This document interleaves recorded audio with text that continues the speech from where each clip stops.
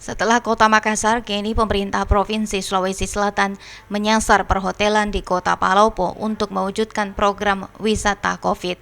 Kepala Bapelitbag Sulsel Junaidi Rabu 21 Oktober mengatakan, saat ini pihaknya telah melakukan koordinasi bersama PHRI terkait hotel-hotel yang layak digunakan sebagai penyangga program wisata COVID bagi pasien OTG yang bermukim di wilayah Luwu Raya.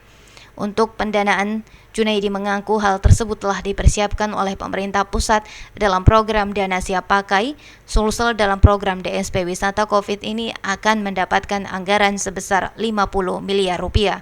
Di belakang hotel menurut Pak Anggit Sinaga ada kurang lebih 140-an UMKM yang bergerak, sehingga upaya-upaya kita untuk memberdayakan hotel itu juga menjadi salah satu bagian dari bagaimana mendorong UMKM untuk tetap bangkit di.